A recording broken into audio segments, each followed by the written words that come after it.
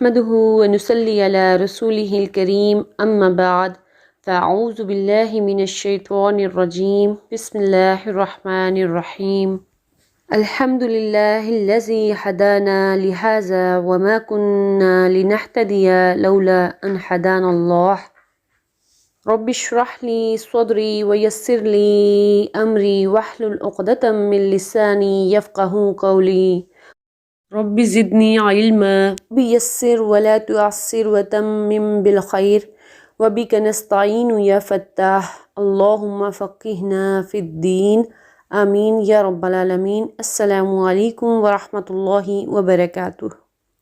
کیسے ہیں آپ سب لوگ؟ امید کرتی ہوں کہ ایمان اور صحت کی بہترین حالت میں ہوں گے۔ الحمدللہ، اپنی نیتوں کو خالص کرتے ہوئے، اپنے رب تعالیٰ کا شکر ادا کرتے ہوئے کہ اس نے ہمیں یہاں تک پہنچا دیا، ہمیں توفیق دے دی، ہمیں چنے ہوئوں میں شامل کر لیا کہ ہم اس کے کلام کی زبان کو سیکھنے کی کوشش کرنے جا رہے ہیں۔ اللہ سے دعا ہے کہ وہ ہمیں اس پر استقامت بھی عطا فرمائے۔ الحمدللہ، ہم نے اپنی لاسٹ کلاس میں اسماء الخمسہ کو سیکھا تھا، جو کہ ہمارے چیپٹر 10 میں ایک نیا رول آئے گا۔ انشاءاللہ جب ہم چیپٹر پڑھیں گے تو وہاں پر اس کو زیادہ اچھے سے سمجھ پائیں گے۔ آج انشاءاللہ ہم ایک اور رول سیکھنے جا رہے ہیں جو کہ ہمیں چیپٹر 10 میں ملے گا۔ ابھی تک ہم لوگ جو ہیں جتنے ہم نے ضمائر پڑھے ہیں اس میں ہم نے کون سا ضمیر پڑھے ہیں؟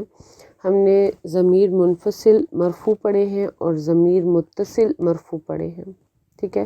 منفصل مرفوع وہ ضمائر ہیں جو کہ الگ سے آتے ہیں اور یہ مبتدا کی پوزیشن پہ آیا کرتے ہیں اور الگ لکھے ہوئے نظر آتے ہیں، جبکہ جب ہم نے ضمیر متصل مرفوع کو جب پڑھا تو ہم نے دیکھا کہ یہ جڑ کر آتے ہیں، فعل کے ساتھ یہ جڑ کر آتے ہیں اور فاعل بن کر آتے ہیں، ٹھیک ہے۔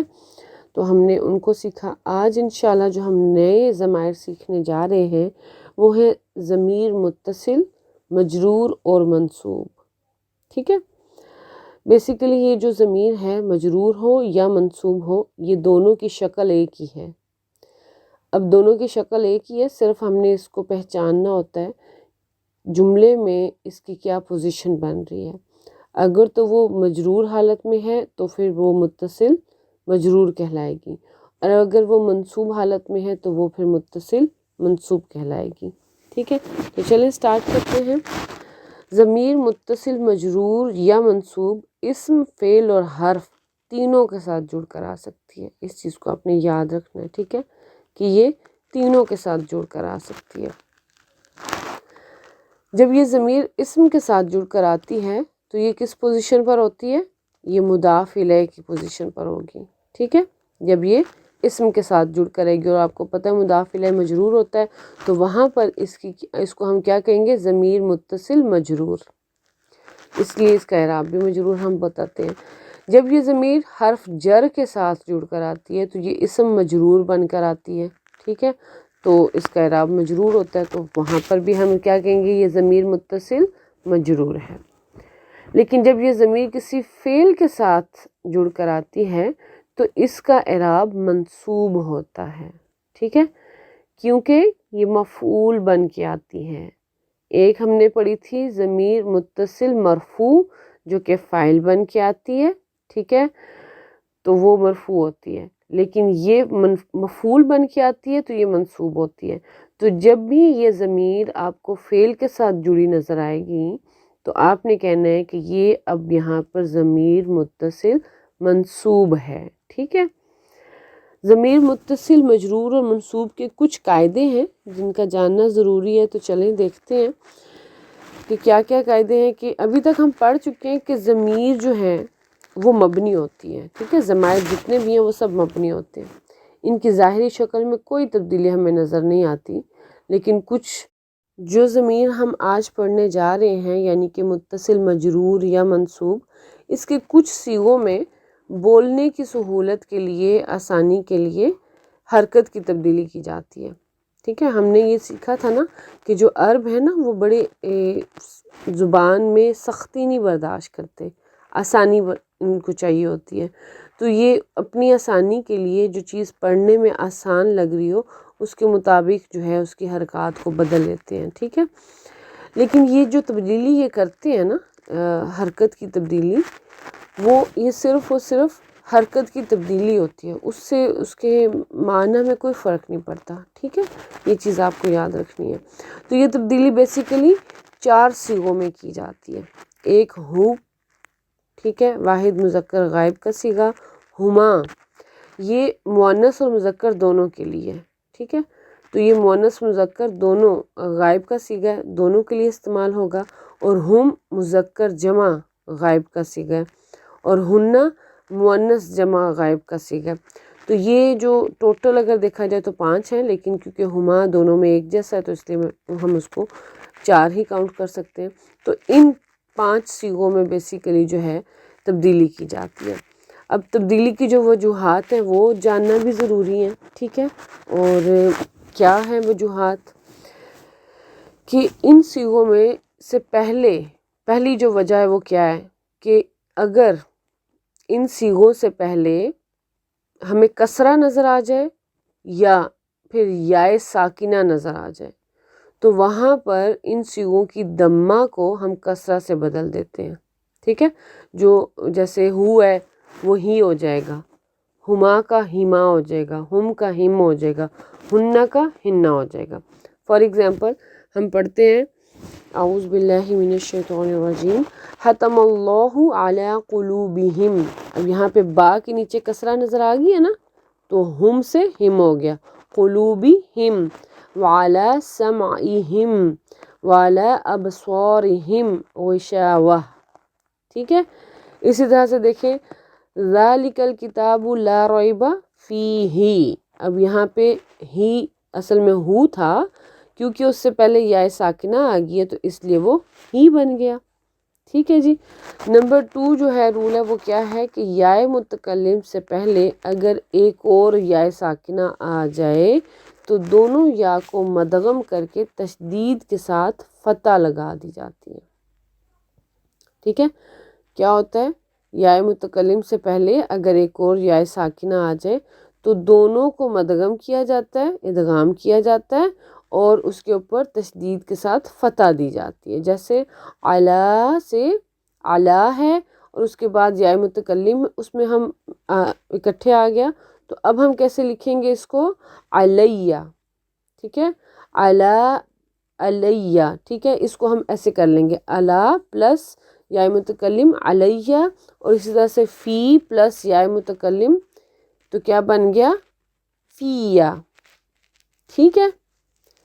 آپ کو بات سمجھ میں آئی؟ اب دیکھیں کیونکہ علا بھی حرف جار ہے نا اور فی بھی حرف جار ہے، تو یہ جو ضمائر متصل مجرور یا منصوب ہیں یہ حرف کے ساتھ بھی جڑ کے آ سکتی ہیں، اور جب یہ حرف جر کے ساتھ جڑ کے آتی ہیں تو اسم مجرور بنتی ہیں۔ تو اس وجہ سے اب یہاں پر اگر یا متکلم کے ساتھ جڑنا ہو، ان فار ایگزامپل علا اور فی کی اگر ہم بات کریں تو پھر کیسے ہم اس کو پروناؤنس کریں گے، کیسے بولیں گے؟ کیونکہ علا کے بعد بھی یا ہے اور فی کے بعد بھی، مطلب فی کے اینڈ پہ بھی یا ہے، تو اب یا متکلم بھی آ گیا، تو اس کا یہ رول ہے کہ اس کو ہم پھر ایسے مرج کریں گے ایک دوسرے میں، ٹھیک ہے۔ نمبر 3 پر ہے کہ اگر حرف جر من کے بعد، اب اوپر ہم نے علا اور فی کی اگزامپل دیکھی ہے، یہاں پر بات ہو رہی ہے من کی، من کے بعد یا متکلم آ جائے تو من کے بعد ایک نون کا اضافہ کیا جاتا ہے، اس نون کو نون الوقایہ کہا جاتا ہے، پروٹیکشن کا نون، ٹھیک ہے۔ جیسے ہم نے الف الوقایہ پڑھا تھا نا، اسی طرح سے یہ نون الوقایہ پروٹیکشن کے لیے آتا ہے۔ اس نون کے اضافے کی وجہ من کے نون کے سکون کی حفاظت ہے۔ اب من کا نون ساکن ہے نا، تو اب دیکھیں یہ بھی ساکن اور آگے یا متکلم بھی ساکن، تو پھر تو پڑھنے میں بھی نہیں آئے گا نا، اور ہمیں پتہ ہے یا متکلم کی کیا ڈیمانڈ ہوتی ہے کہ اس سے پہلے والے حرف کے اوپر کیا ہو؟ کسرہ ہو، ٹھیک ہے۔ تو یہاں پر من ساکن ہے تو اس کے بعد پھر ہم ایک نون کا اضافہ کرتے ہیں اور اس نون کو پھر ہم کسرہ دے دیتے ہیں، تو ہم پھر کیسے پڑھتے ہیں؟ منی۔ اب نون ساکن ہے اور اگلا نون متحرک ہے، تو یہاں پہ اب نون کا ادغام بھی تو ہوگا نا، ٹھیک ہے۔ تو من پلس نون زیر نی جو کہ نون الوقایہ ہے پلس یا متکلم، تو وہ کیا بنا؟ منی، ٹھیک ہے. اس کی اگزامپل ہم اگر قرآن میں دیکھتے ہیں تو آتا ہے فَإِمَّا يَأْتِيَنَّكُم مِّنِّي هُدًى. تو یہاں پر آپ دیکھ رہے ہیں کہ نون کے اوپر تشدید ہے اور اس کے نیچے کسرہ ہے، تو یہاں پر ادغام کیا گیا ہے نون الوقایا کے ساتھ، اور یا جو ہے وہ یا متکلم ہے. ٹھیک ہے جی. من حرف جر کے بعد ایسا ہوا ہے. اب آپ کو اس منی کو دیکھ کر یہ پتہ چل جائے گا کہ یہ بیسیکلی کیا ہے، من حرف جر پلس نون کے نیچے کسرہ، یہ نون الوقایا ہے، اور پلس یا متکلم ہے. یہ 3 کلمات کا مجموعہ ہو گیا. ٹھیک ہے. تو آج کی کلاس ہم یہیں تک رکھتے ہیں. انشاءاللہ تعالی ہم اگلی کلاس میں جو ضمائر متصل مجرور اور منصوب ہیں ان کو پڑھیں گے. ٹھیک ہے. مطلب ان کو شکلی طور پہ دیکھیں گے اور جانیں گے کہ یہ کون کون سے ضمائر ہیں، ان کو پھر یاد کرنے کی کوشش کریں گے. اور انشاءاللہ تعالی ایک چارٹ میں ہم کمپیریزنلی دیکھیں گے ضمائر متصل مرفوع، ضمائر منفصل مرفوع اور ضمائر متصل مجرور اور منصوب. ٹھیک ہے. سب کو ایک جگہ پر اکٹھا دیکھیں گے ہم اور اس کو یاد کرنے کی کوشش کریں گے. ٹھیک ہے. تو آج کی کلاس یہیں تک. ربنا تقبل منا إنك أنت السميع العليم وتب علينا إنك أنت التواب الرحيم. ربنا آتنا في الدنيا حسنة وفي الآخرة حسنة وقنا عذاب النار. سبحان ربك رب العزة عما يصفون وسلام على المرسلين والحمد لله رب العالمين. جزانا الله خيرا كثيرا. السلام عليكم ورحمة الله وبركاته.